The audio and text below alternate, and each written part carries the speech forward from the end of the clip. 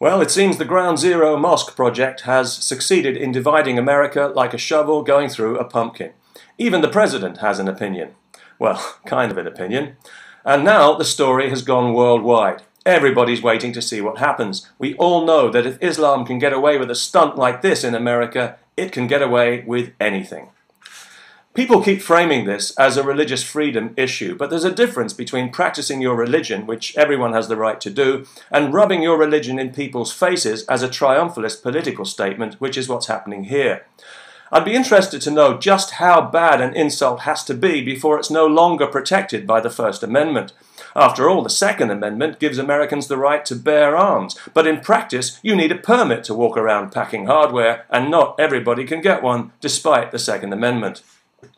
Also, I can't help wondering if Mayor Bloomberg's unwavering support for this project is less about his commitment to religious freedom and more about his business interests in Dubai, where his company is attempting to establish itself as a major supplier of Sharia financial services in the Middle East. Maybe somebody should ask him. Liberal commentators keep telling us this is not really a mosque at all, it's just a community centre and a prayer room, and it's not even at Ground Zero. Well, a mosque is both a community centre and a prayer room, and the mosque part of this building will occupy the top 2 floors, which means it will overlook the scene of conquest, which is why the site was chosen. When the governor of New York offered to help them find an alternative site, they wouldn't even discuss it. Moving it somewhere else would negate the very purpose of building it, which is to rub 9/11 in America's face. If they can't build it there, there's no point in building it anywhere else. Nobody knows where the money's coming from, and nobody wants to say. The developer was waiting tables 5 years ago, and now he's spending millions in cash on a building in downtown Manhattan. He must have had some very generous tippers. As for the supposedly moderate Imam behind it, he supports Sharia, he supports the Iranian theocracy, he won't condemn terrorism, not even the exploitation of children as suicide bombers, and he blames America for 9/11. And now we hear he's even taking credit for Obama's speech in Cairo. You remember, where he sucked up to the Muslim world and called it statesmanship. If that's true, that's a hell of a lot of influence to have. I wonder if he had anything to do with the president's recent Ramadan speech, where he praised Islam's role in advancing justice, progress, tolerance, and the dignity of all human beings. Yes, President Obama actually said those words, and with a straight face. No wonder so many Americans think he's a Muslim. That's the kind of thing only a Muslim could say, or a European politician.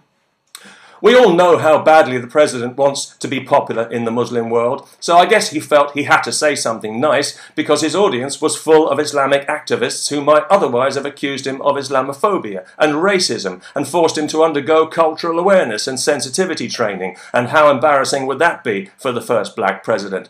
But whoever provided him with that PC garbage ought to be fired on the spot, because it makes Obama sound as if he has no respect for the intelligence of the American people, which is as good as saying he wants to be a one-term president. Everybody knows that Islam has done absolutely nothing for justice, progress, tolerance, or the dignity of human beings. Is he kidding? The worst thing you could do is expose any of those things to the influence of Islam, and to claim otherwise is simply a barefaced lie. Doesn't he realize that nobody's buying this crap anymore? He must have seen the opinion polls. He must know that there are millions of people all over the free world who simply don't trust this religion anymore, because time and again they've seen its activists exploiting our freedoms to act in bad faith, exactly as they're doing at Ground Zero. They've seen that when it comes to Islam, the tolerance and the respect only ever go one way. A religion of peace? No. What people see, and what they've seen for 20 years since the Rushdie affair, is a religion of intolerance, of aggression, of phony manufactured grievances and hysterical bullying, unreasonable and manipulative special pleading and privilege seeking, gross misogyny, homophobia, anti-Semitism, and violence. Anyone who speaks out against this religion can expect to be threatened with physical violence. Everything about it is confrontational. That's why it's unwelcome in the West, because it has made itself unwelcome. And that is what President Obama should have told those Islamic activists if he wants to call himself any kind of leader of the free world. And he should also have told them that this mosque is making their religion even more unwelcome. So building it has got to be just about the stupidest thing that any Muslim could want to do, unless they were acting in bad faith, and in this case, they most certainly are.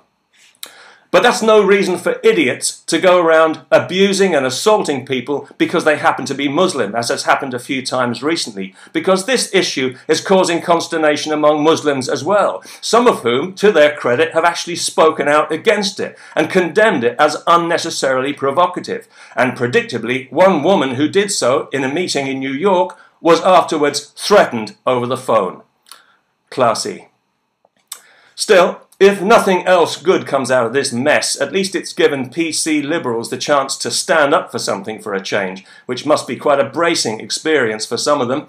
And I'm sure they're all delighted to know that it looks as if this thing will go ahead, because obviously nothing can be done legally to stop it, and the people behind it clearly don't have the intelligence or the good grace to withdraw the plans, even though they know as well as everyone else that if the positions were reversed, and if this level of calculated insult was being directed at Islam, there is no way on earth that this project will be allowed to proceed, constitution or no constitution.